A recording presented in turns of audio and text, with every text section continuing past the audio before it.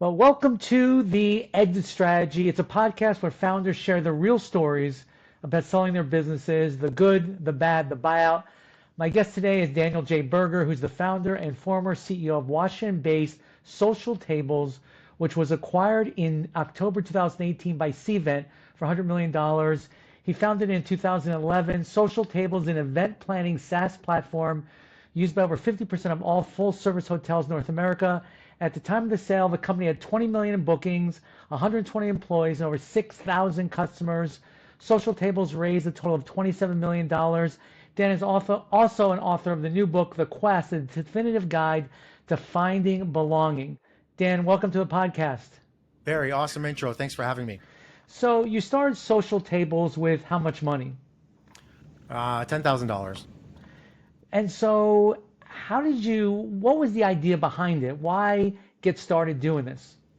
Well, I went to business school, and like most business school kids, it's either consulting, marketing, or finance. And I didn't want to do any one of those things. So I took the only job offer I had, which was from Booz Allen, and I started consulting for them.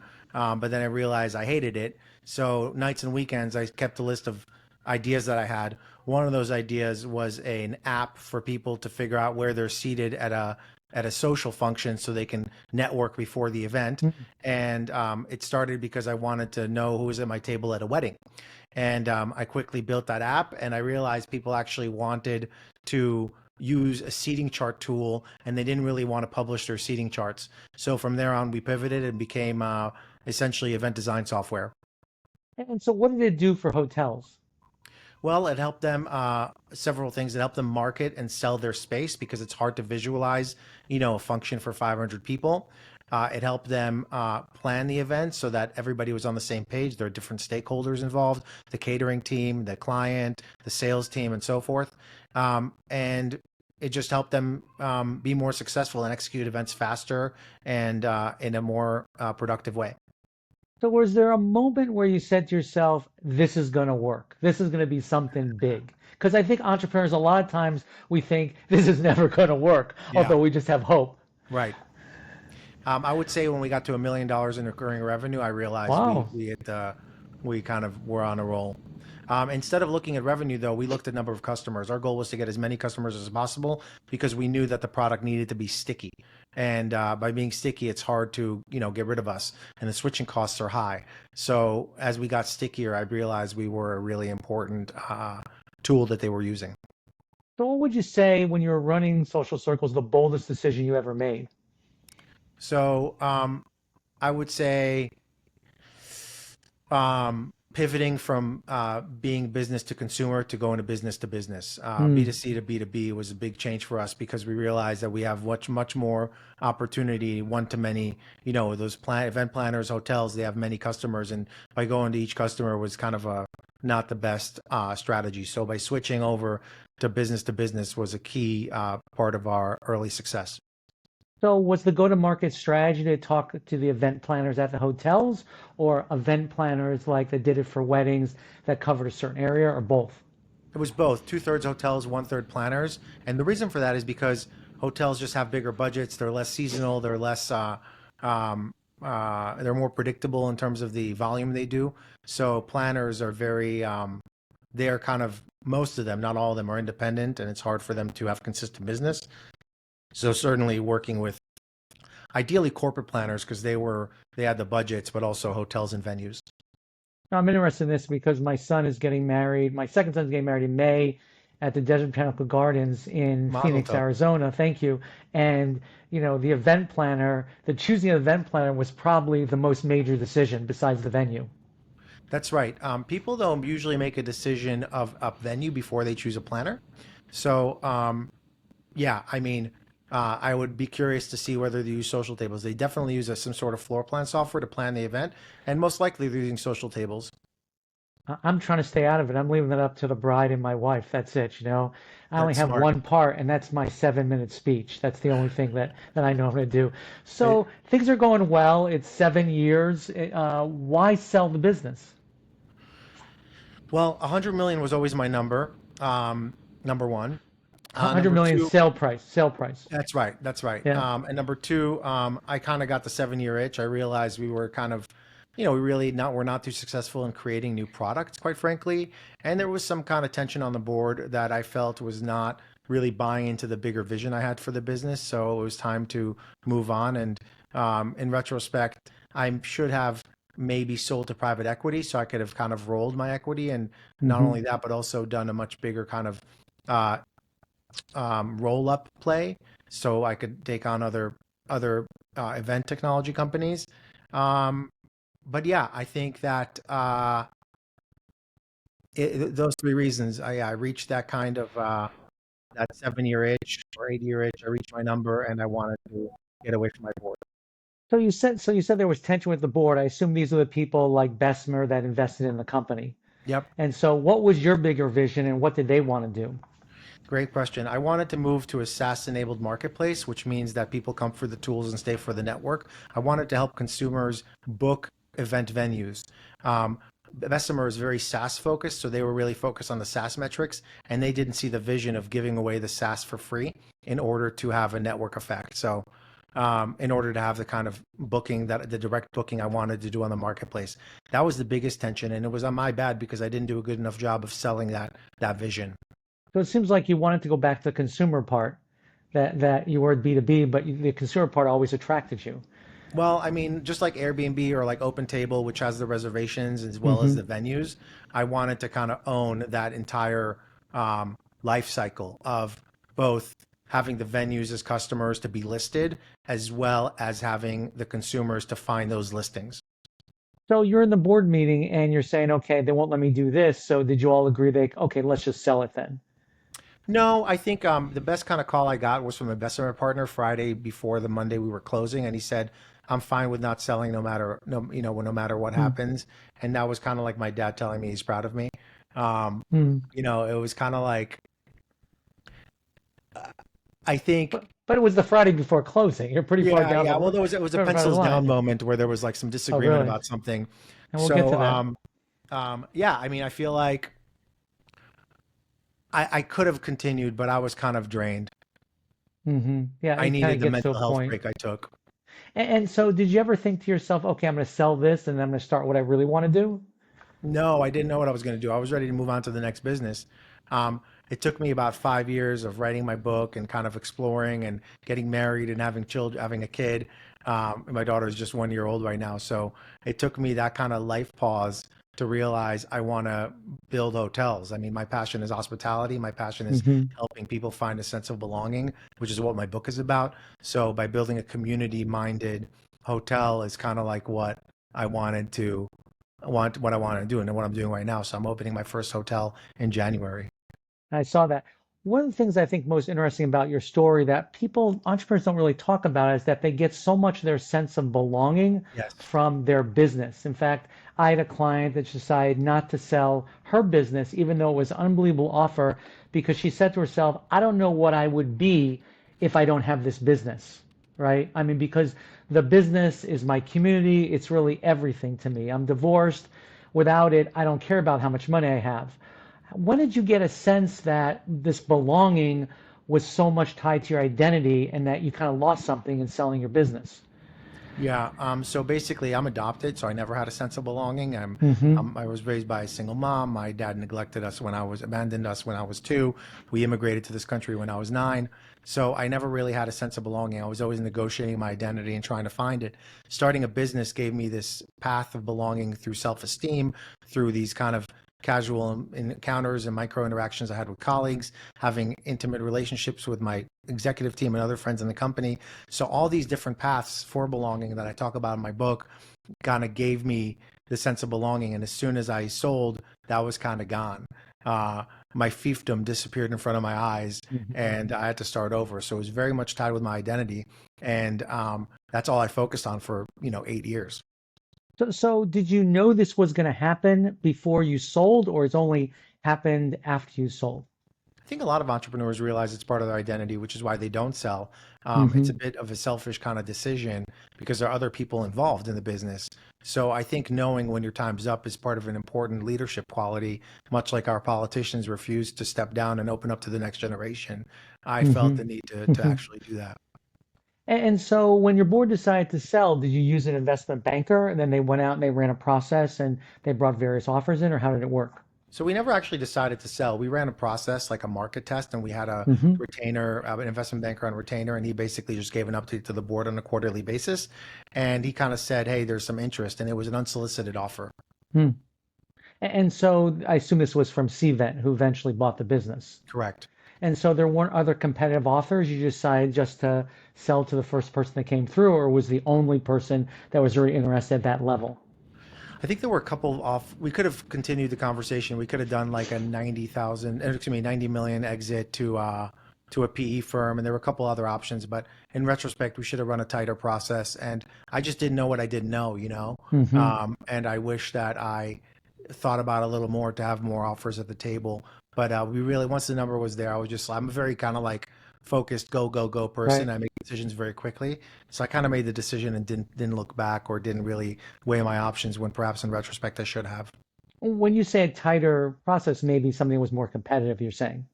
Correct. Like actually kind of setting a deadline for the rate for the Hmm. for the um for The sale. for the sale and kind of like talking and interviewing and maybe opening up the process a little more. I also think the investment banker plays a role in it. He didn't really Hmm. advise on what we should do. He kind of wants to make his money, Right. so that's what he focused on. Right. Right.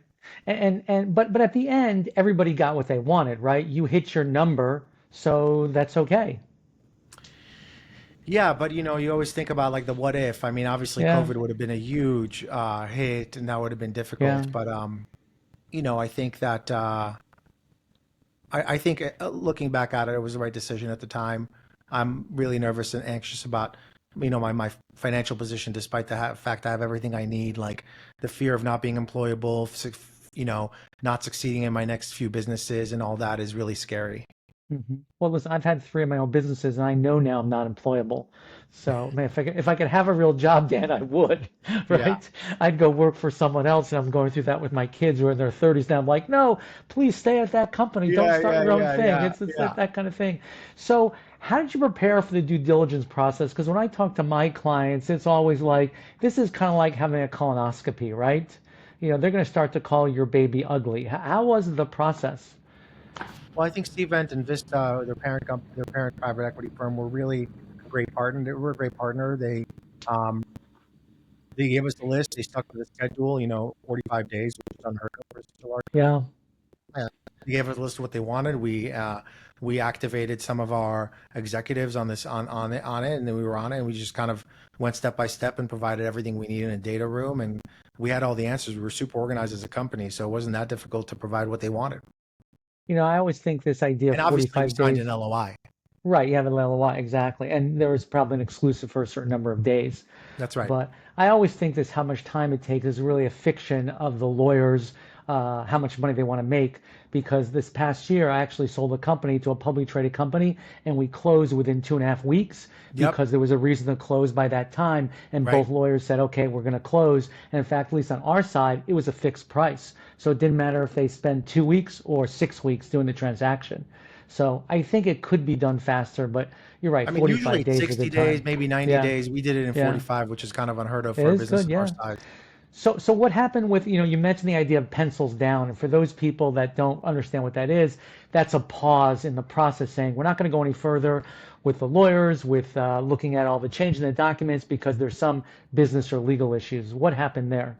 I think it was around my compensation and how I was going to make money. I left some money on the table when I quit into 1 year into my 2 year deferred income agreement, and I think it was around that. Maybe they wanted a little more time from me. Maybe they wanted, um, maybe it was my employee contract. I forget what it is, but it was. I think it was related to me, quite frankly.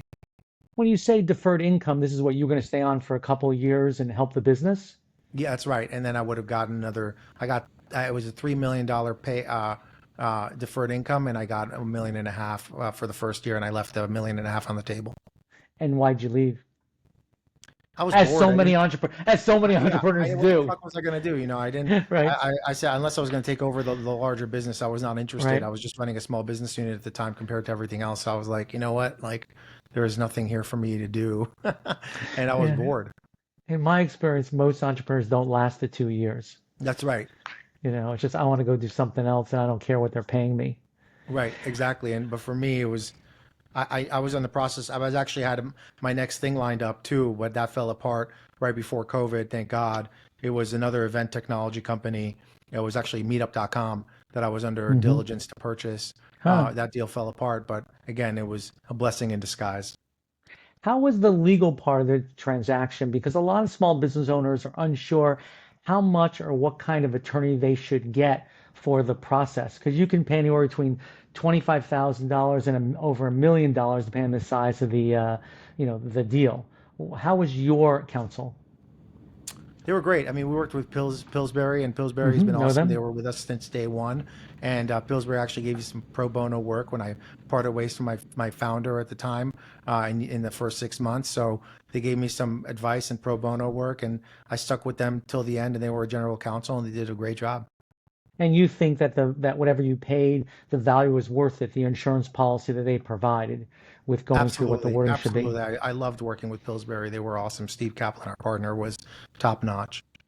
Did the buyer ever try to retrade the deal somewhere along the Nope, line past the not LOI? once. And that was Wow. really amazing. Yeah, like they stuck to the number. Again, I should have fought for like more. I should have fought for equity in the business. I didn't do that. But and roll over some equity, but I didn't do that. Was the structure of the deal basically everyone cashed out, or there was also stock in the new company or earnouts, or what was the basic structure? It was like I said, a 2 year earnout for me and for some of the key employees, and then I should have structured the deal to get some stock options in the new in the purchasing in Cvent, and I didn't do that, and that was a big mistake. And everybody just got paid their equity when on the sale. It was 200 plus rows in the cap table, and everybody got paid. In retrospect, and I've written about this.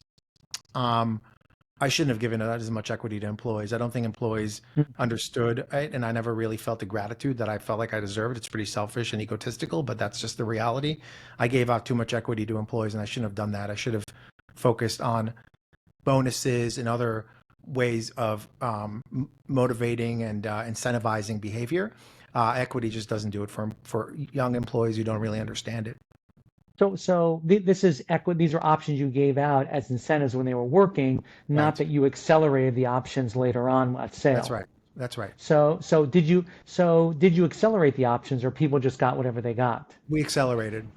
Okay, and why'd you do that? Because Oh, I don't think we accelerated. No, no, no. We didn't accelerate. We just wherever their vesting was, that's that what they was were it. paid. Yeah.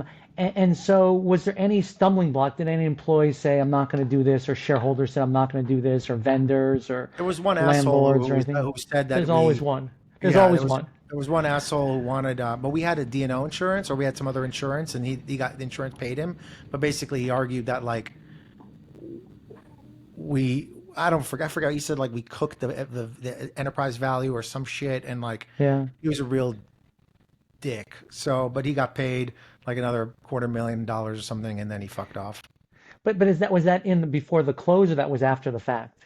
That was after the fact. Yeah. So no one tried to hold it up during the No, close, no, they before the couldn't have. I close. mean, Bessemer is in there, and some other VCs. They had their liquidation preference. They had their all the other things that VCs, do to maintain their self-interest. But a lot of times I see, however, there's sometimes minor shareholders say, I'm not signing. And I'm like, fine, don't sign. You Yeah. get your No, money, I get that whatever one it is. guy's like, I don't sign this kind of thing, and like it doesn't matter because he had like 0.5% or something. Exactly. Exactly. Was there any other factor besides money that was important in this transaction, Dan? Yeah, not losing any employees, that everybody continued to work at the new business. I think Hmm. maintaining our independence as part of a business unit. I mean, Social Tables is still a household name that Cvent can't Hmm. shake off, even though they try to call it like Cvent event diagramming or something. So the brand equity was really important. Maintaining our independence as a business unit was important. Joining the Right. senior team was important. Right. And not losing employees was important. And obviously maintaining our customer service that we were really known for. Hmm. So you sell the business, and like a lot of entrepreneurs, you do a lot of soul searching afterwards. So tell us about that, because I think that what I love about your story is I think you give insight to what a lot of entrepreneurs think but never talk about. Well, I mean, I think I mean, I'm given the trauma that I had as a young child that I mentioned, and um, my genetic disposition of having some mental health issues, being prone to addiction. I never really addressed those issues until I sold my business, where I had all this time on my hands, and I realized I got to work on myself. So I joined a recovery program. I did all kinds of, retreats and things like that for my mental health. I finally saw a psychiatrist and got medicated for my bipolar disorder. And I just did all these things that actually brought me to a much more balanced state as an individual. Um, and I kind of wrote about that experience. Not a I wrote a self-help book that's not really about me, but about the process I used and how I Hmm. found my sense of belonging, which is something I missed my whole life, and that involved, finding hobbies, starting a family, deciding where I live, creating communities, things that give me a sense of belonging that I now guide people to do through my book. I mean, I keep thinking that almost every entrepreneur is on some kind of medication, right? I mean, I think it's almost like a prerequisite. When I actually discovered you in a podcast called The Exit Paradox, and you talk about this sex addiction that I don't Right. know came before the sale or after the sale. Tell us about that addiction and how you dealt with that, because I know entrepreneurs were an addictive personality, Right. I right? mean, I think every Have person in the world is an addict, whether it's for food, whether it's for work, whether it's Absolutely. for, um, socializing, like, or more serious addictions. I'm not in a place to judge other people's addictions. I can just talk about my addiction. And my addiction started with my belonginglessness and my lack of self-worth as a young kid due to what I shared, adoption, immigration, abandonment. So, given these issues, I always sought love. I always sought self-worth through love. So my first addiction was a love addiction where I kind of, dated a lot and tried to kind of manipulated women to try to kind of fall for me. And then as soon as I felt that, I kind of lost interest.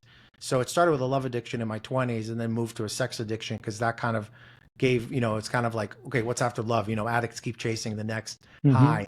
So for me, it was, getting physical and intimate with women in order to continue to build my self-esteem and self-worth.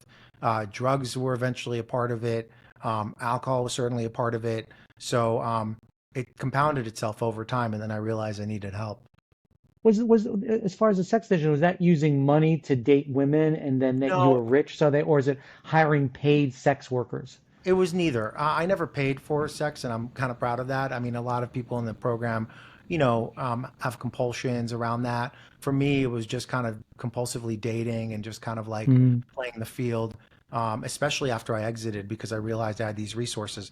But I'm proud to say right, nobody ever used me for my resources, I don't think, because I really didn't give them out. right. And you didn't necessarily use your position to date people in the company. Correct. No, I mean that's an obviously third rail and really really dangerous. Um, People do it all the time, People do it but all the yeah, time. unfortunately. Yeah, like the Coldplay incident. That is, you know, I'm really proud that our company led to many marriages and babies. Actually, Hmm. there's like several social tables babies that are after some employees got married. People are still friends to this day. They work together on the Hmm. same team in Hmm. different companies. Hmm. Some of them are still at Cvent. So we created a lot of relationships, and I think a good barometer of a good culture is when you have relationships, whether they be romantic, eventually lead to a marriage or even just friendships. So even though we had that, I think it's really important for there to still be professional environment. A lot of people don't have the courage to go to like an Addiction Anonymous. How did that program help you? Well, for me, I kind of say that the program I'm in, SAA, is kind of built for me or any other like 12-step program because it's a process, and I love a good process. There is a sponsor relationship, Hmm. and I appreciate very strong interpersonal relationships. There's a fellowship, which is a sense of community. There's a spirituality Hmm. component to it. We say it's for the spiritually anorexic. So all those things are why I'm attracted to the program and why I've been to meetings. I go to meetings and why I'm working the program. So you talked about you have a new process where you found belonging, not just through your business. So what was that process and how'd you get to Sure. this place? Yeah, so it's really a three-step process. The first step is to take an inventory of how you currently find belonging. I call that filling your belonging tank. The belonging tank is like a fuel tank that takes different kinds of fuels. There are six types of fuels. interpersonal relationships, micro interactions, these kind of like acquaintances, self-esteem, uh, parasocial bonds with other people that we don't know, but like fiction characters um, or influencers that we have a one-sided relationship with, contemplative practices like meditation that connects us to the universe, and finally, um, uh, collective experiences, group membership, things like that, being a part of an association, going to events. Those are also ways to find belonging. So different fuels fill up that fuel tank. That's step number one, is assessing where you are. Step number two is experimenting and managing and editing this belonging tank and removing things that don't serve you, using some frameworks I put together. People can go to belongingquest.com and download sample chapters. If people want the book, I can send them a digital copy for any listener for free. So, yeah, I mean, that's step two, is kind of editing your tank. And that's step three, is maintaining your tank. It's using what I call belonging intelligence, which are 5 different skills that you can develop in order to maintain that tank and continue to edit it as you grow and evolve as a person. So did you feel a sense of belonging? And you started another business, which I think you're talking about boutique hotels or retreats or things like that. I looked up the first one. As approach to this business, does it feel different than your last business as far as a sense of belonging? There's another base there besides just the business? It does feel different because I'm just doing it alone. Building hotels is pretty lonely because it's not like you build a big team and like there's Yeah. eventually that, but I'm not really doing that yet. So I'm alone. As you know, working with folks, it's lonely at the top. Hmm. And I think it'll be like that for a little bit, probably a longer period than in social tables, unless I raise money or use some of my own capital, which is, being depleted on this build. Um, but yeah, I mean, I think for me, the next step is not just provide belonging to the team I'm creating, but to the guests I'm bringing, and Hmm. creating that sense of community to these, what I call curious travelers, and providing that sense of belonging to guests and not just getting it for myself. It's interesting. I'm kind of at a pivotal age where I'm probably a year and a half away from retirement, Mm, and I'm starting to think about, all right, where does my sense of belonging come from? And I mm, really think it does come from the community. Studies show that people that have a good community actually live longer and happier lives. that's right. So I think that for us, our families travel over the world. Our most enjoyable trips are the ones where wherever we've stayed, it's felt like a community. So I definitely think you're onto something. Thank you. Yeah, I mean, I think, like I said, what I refer to as collective experiences, whether it's group membership or whether it's being a part of a community, is definitely a really important path for some personalities. I identify 4 different belonging personalities: eager belongers, anxious belongers, reluctant belongers, and independent belongers. For some of those, the community works better than others. I'm trying to figure out which one of those I am. Maybe I maybe think you're part of probably part of you're each or probably part an of some. eager belonger. Yeah. Sometimes I like to be Yeah. alone So you too. might be an So independent belonger if you yeah, have both, yeah, personal or like independent ways, as well as, you're alone. I call that a wolf. You're either a right. lone wolf or part of a wolf pack. Well, it's funny because I was a motivational speaker for 20 years and I was really an introvert and people couldn't believe that because I was on stage in front of thousands of people, Right. but in front on the stage I was able to control everything, right? All they say, So those who can't do teach, right? exactly, exactly. So and then after the session, I would be sitting at dinner the night at the hotel, and people from the conference would come up to me, and I'd be like, "No, no, no, that's not me. That's me sitting at dinner. It's private time. Me up on stage is something a little different." So I think it's good. The last question I want to ask you is, you've adopted a philosophy, which I have, is you want to die with zero. How does I your have, family yeah. feel about that? How does your family feel about that? They're fine with it. I mean, as long as I leave a little bit for my daughter and give her all the things she needs throughout her life, in order to have those life moments, and for me to enjoy her seeing that, as long as I'm able to provide for my family, as long as I am, um, in a position where I get to enjoy what I've made, and there's no point in dying with a lot of money. Um, even giving it throughout my life, all the different organizations in Idaho, is a lot of in Idaho where I live. So for me, um, my grandfather had the shroud, we bury our Hmm. our our our dead with in a shroud. My grandfather used to say the shroud has no pockets. I love that. Well, Dan, I truly appreciate you being on the show. I think you've got a lot for a lot of people to learn from. Where can people learn about Assemble and what you're doing now? Yeah, just find me on socials at Dan Berger, DanBerger, or go to my website, danjberger.com, and check it out. Dan, thanks so much. And thanks everyone for joining us this week for the exit strategy. We'll see you later.